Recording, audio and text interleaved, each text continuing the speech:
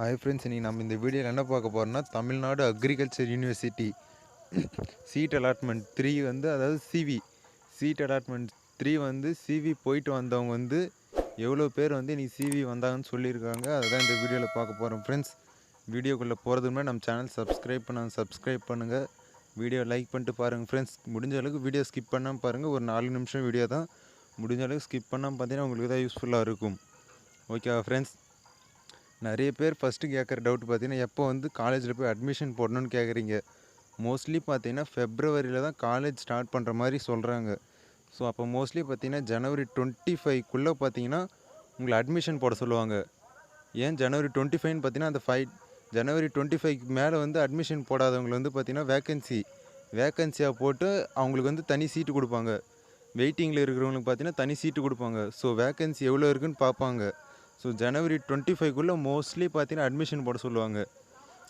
அதாவது second counselling பார்த்தீங்கன்னா mostly ஜனவரி இந்த 8 ஜனவரி, அதாவது இன்றைக்கி ஜனவரி 8 ஒரு 2 டேஸ்க்குள்ளே அதுக்கான அப்டேட் எல்லாம் கொடுப்பாங்க.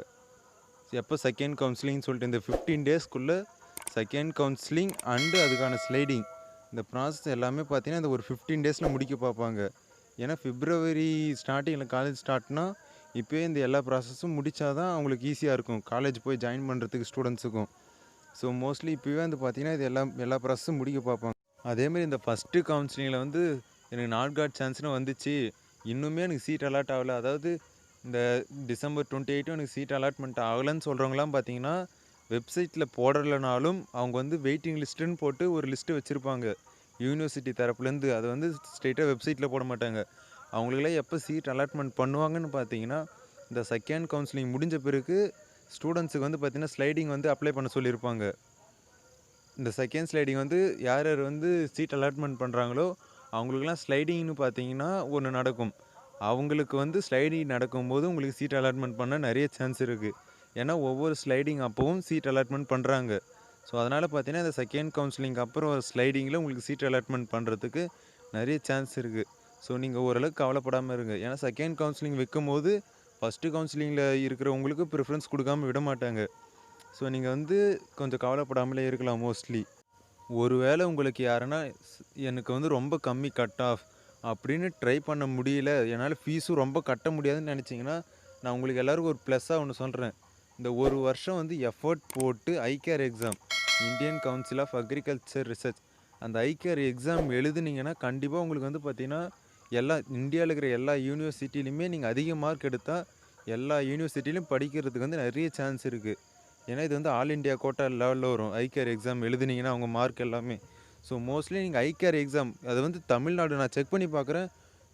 அதாவது ராணி லக்ஷ்மி பாய் உத்தரப்பிரதேஷில் இருக்குது காலேஜ், அந்த யூனிவர்சிட்டி. அது 2014 ஸ்டார்ட் பண்ணாங்க. அந்த காலேஜில் பார்த்தீங்கன்னா கிட்டத்தட்ட ஒரு 4 வருஷம் ஸ்டார்ட் பண்ணதுலேருந்து பார்த்தீங்கன்னா ஐகேரில் பார்த்தீங்கன்னா தமிழ்நாடு ஸ்டூடெண்ட்ஸ் ஒருத்தர் கூட இல்லை. வேணால் வெப்சைட் போய் செக் பண்ணி பாருங்கள்.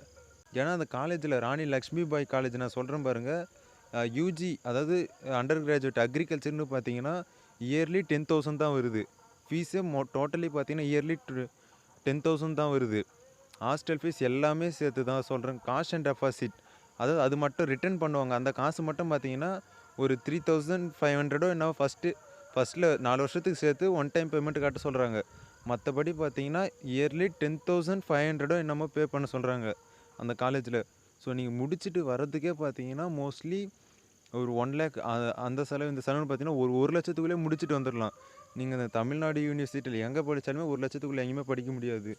அது ராணி லக்ஷ்மி பாய் யூனிவர்சிட்டி சென்ட்ரல் கவர்மெண்ட்டு கீழே தான் வரும் அந்த யூனிவர்சிட்டி. ஓகேவா ஃப்ரெண்ட்ஸ்? நீங்கள் ஐகேர் எக்ஸாம் இந்த ஒரு வருஷம் வேஸ்ட்டாக போகுதுன்னு கவலையப்படாதீங்க. எஃபர்ட் போடுங்க. இன்னும் ஒரு 7 மாதம் 8 மாதத்தில் கண்டிப்பாக நெக்ஸ்ட்டு ஐகேர் எக்ஸாம் வரும். எனக்கு சரியாக ஐகேர் எக்ஸாம் எப்போ வரும்னு தெரியல, கண்டிப்பாக வரும். அதில் நீங்கள் உங்களுடைய எஃபர்ட் போட்டு படித்து இதுக்கு முன்னாடி கொஷின் பேப்பர்லாம் ப்ரிப்பேர் பண்ணி பாருங்கள். கண்டிப்பாக நீங்கள் அதை கிளியர் அவுட் பண்ணி நல்ல மார்க் எடுத்திங்கன்னா உங்களுக்கு ஆல் ஓவர் இந்தியாவில் எல்லா காலேஜ்லையுமே உங்களுக்கு சீட் கிடைக்க நிறைய சான்ஸ் இருக்குது. ஓகே ஃப்ரெண்ட்ஸ், எனக்கு இந்த தமிழ்நாடு யூனிவர்சிட்டியில் சீட் கிடைக்கலன்னு கவலைப்படாதீங்க. ஐகேர் எக்ஸாம் எழுதினா உங்களுக்கு ஸ்கோப் அதிகம். அதுதான் இந்த வீடியோவில் கொஞ்சம் இன்ஃபர்மேஷனாக சொல்லணும்னு நினச்சேன். ஓகே ஃப்ரெண்ட்ஸ், உங்களுக்கு எதனா டவுட் இருந்தால் அந்த கவுன்சிலிங் அந்த மாதிரி எதனா டவுட் இருந்தால் கீழே கமெண்ட் பண்ணுங்கள், வீடியோ லைக் பண்ணுங்கள் ஃப்ரெண்ட்ஸ். தேங்க்யூ ஃபார் வாட்சிங் ஃப்ரெண்ட்ஸ்.